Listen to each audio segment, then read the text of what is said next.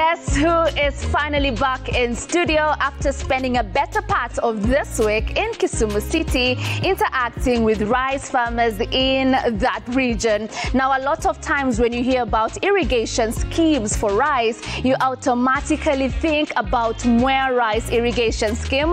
But I'm here to let you know that we also do have the Ahero Irrigation Scheme, which is in Kisumu City, and it is divided into 3 subsidiaries. We do have the Ahero Scheme Irrigation, and also we do have the Southwest Kano Irrigation Scheme, and we also have the West Kano Irrigation Scheme. Now, those are the regions that we will be exploring when it comes to rice farming in Kisumu, and we did kick off our journey of Ahero Rice Irrigation yesterday. Now, this is me asking you to book another date with us next week on Thursday to learn more about rice from that region. And with that, allow me to officially welcome you to the show today. Very big thanks for joining us from wherever it is that you are watching us from. We do have a great show lined up for you on this very last day of the week. My name is Violetta Ngina.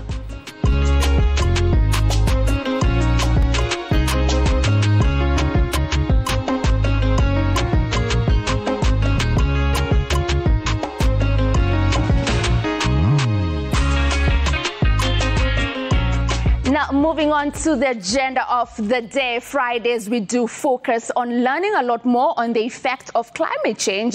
We also learn on environment, conservation, sustainability, and what we can all collectively do now for a better tomorrow. Now, for all these elements to be achieved, there needs to be a powerful dissemination of information. Now, speaking of information, let us learn how one organization is very keen on making sure that information on sustainability when it comes to aquaculture is very much available to both farmers in Kenya and beyond. Take a look.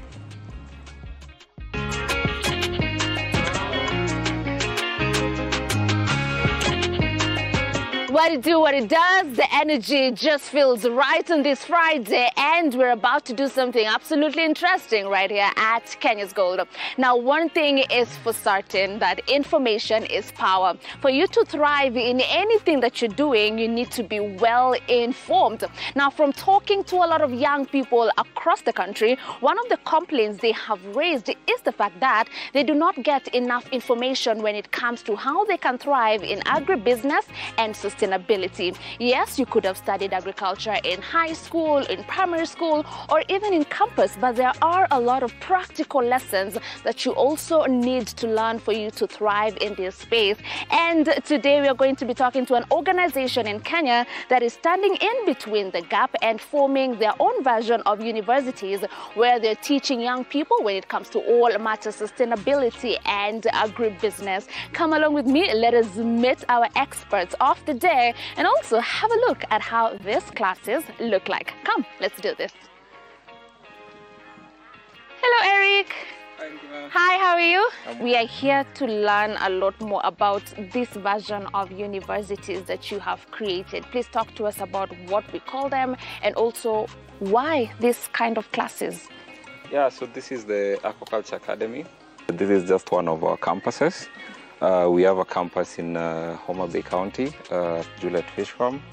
We have a mobile unit that trains on demand. We have a van that does that. We also do the same in Rwanda, Uganda, and Tanzania in different sites. All right. Now, you've mentioned something very interesting, that besides the classrooms, we also do have a mobile unit van that also offers trainings to farmers across the country. Please create for us a picture of how that works. A typical farmer on the ground does not have some equipment. And like you said, information is power. They need the training. So what we've done with the van is we've equipped it. It has all test kits that you need. We have a projector that we can actually use to illustrate. So the van, actually 30% of it is what's used to carry us. The rest is carrying equipment that we use in training farmers. So if farmers need to be trained in Kilifi, we get on the van. We go to their location, we train them as a group. Are we able to afford these services? Yeah, we've designed it such that it's affordable because we can't take a whole van from Nairobi to go train one farmer. Right. So this we've actually designed for a group of farmers. If you've seen our classroom here, we can contain a limited number of farmers or trainees in general. But if you go on the ground, then there's no limit. We could have 200 people, 150 people. So with that crowd, having many people, it becomes affordable. Now, you know what they say, necessity is the mother of invention. And we'd like to know from you, what is that need that you noticed in the market that you decided to fulfill with this training institution? Yeah, so we've been involved in the sector for over a decade now. And this has been a journey where there's been a lot of evolution in terms of the needs of the value chain. So at first it was about inputs, and here we looked at availability, affordability, and access. And there's been the issue of technology. How could we have technologies that would help farmers grow and become more efficient? But then we took a step back because we were not seeing the kind of impact we expected having looked at these nodes of the value chain. We realized without the right skills, giving a smallholder farmer, for example, inputs, you'd still be wasting the input because at the farm level, you need to increase the efficiency. So that's when we decided, why don't we upskill these farmers? Why don't we upskill the people who are interested, so potential investors? And then there's the known gap between what we learn in school and what's actually required in the field. So we realized so many graduates were leaving school and they get involved in other things because what they have is not what the job market needs. So to bridge this gap, we committed that we would actually train them on the practical skills that are needed in the field. So as you said, necessity is the mother of invention. Right. Now talk to us about how well equipped our schools are, and here we are talking at a curriculum basis because you know agriculture is being offered at the CBC level, we also have it at the high school level and even at the campus level. What they're learning there, is it preparing them enough for what the reality is on the ground, or there's need to beef it up? I think the general consensus is ground between different.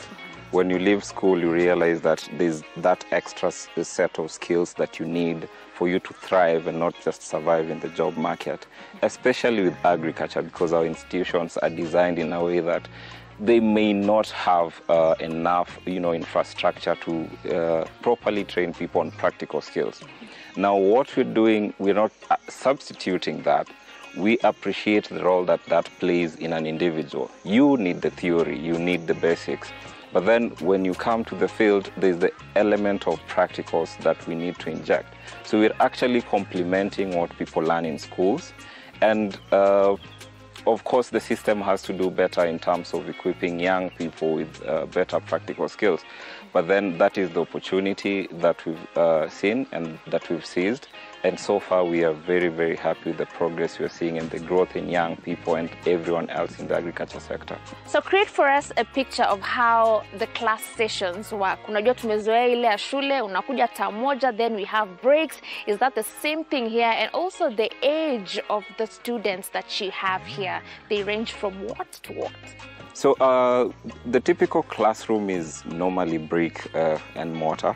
That's really not our model. To fully describe the classroom in the Aquaculture Academy context, you need to fuse practicals and theory. So before you add practicals to the theory we teach you, the classroom is not complete because then we miss our purpose. But then to answer your question more directly, it's not continuous as it is in school and you have a holiday. It's on a needs basis.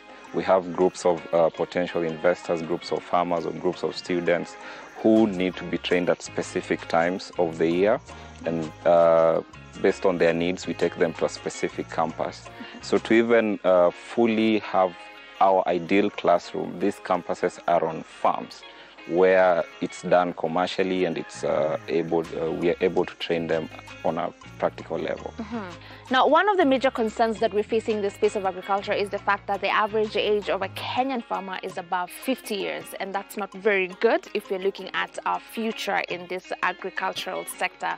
But as of now, with all the work that you're putting in to make sure that the young people are getting excited about matters agriculture, are the demographics changing? Are we seeing more young people showing up for these training sessions, or what are those ages like?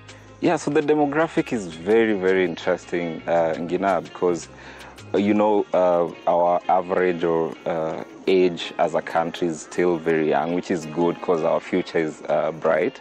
But then if you look at the agriculture sector in general, the typical farmer is relatively old. So before we help the young people, there's need to be a mindset shift, even with the older generation.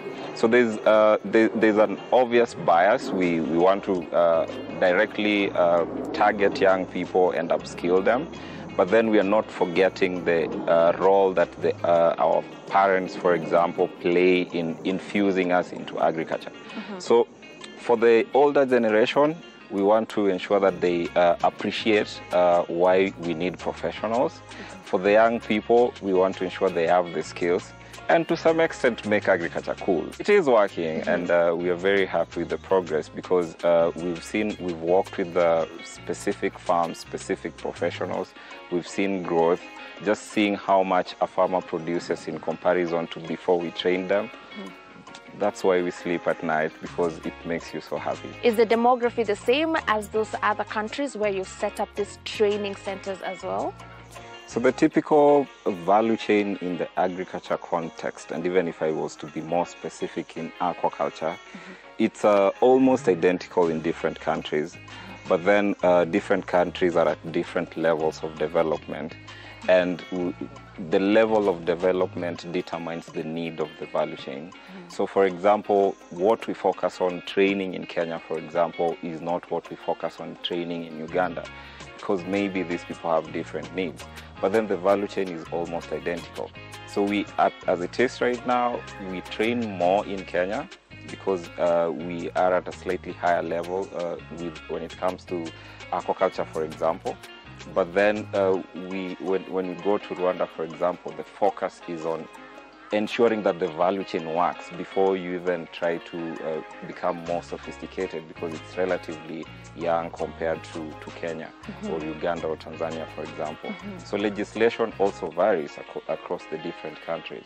So these are things we have to consider. Now that you're not just based right here in Kenya, what are some of the lessons that you have picked from other African countries that you feel we can also try and adapt right here at home? And also, what are you picking from back at home and trying to implement in other African countries?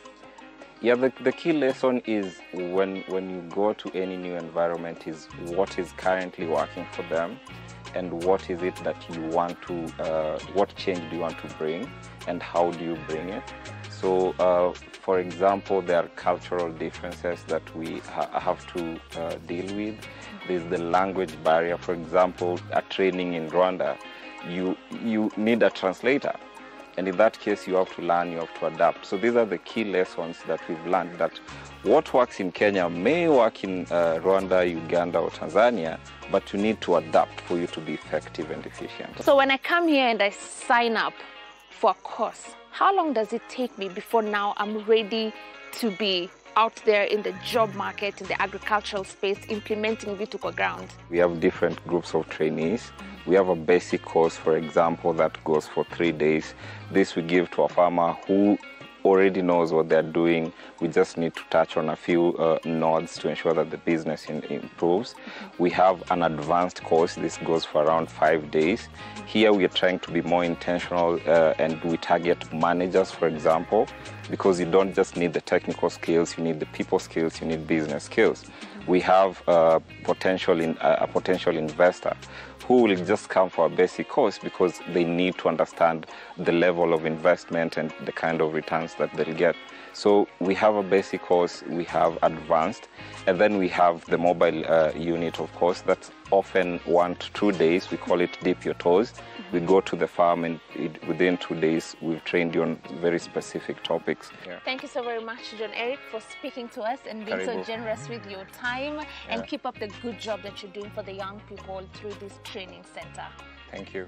All right, there you had it. We came all the way to Machakos to learn so much about this training center that is offering a lot of necessary skills to the young people. Remember, at the end of the day, information is power. So you as a young person, we do have institutions like this one that are very much willing to make sure that they are equipping you with the right skills that you need when it comes to agribusiness. Now, thank you so very much for watching, but please do keep it Kenya's Gold.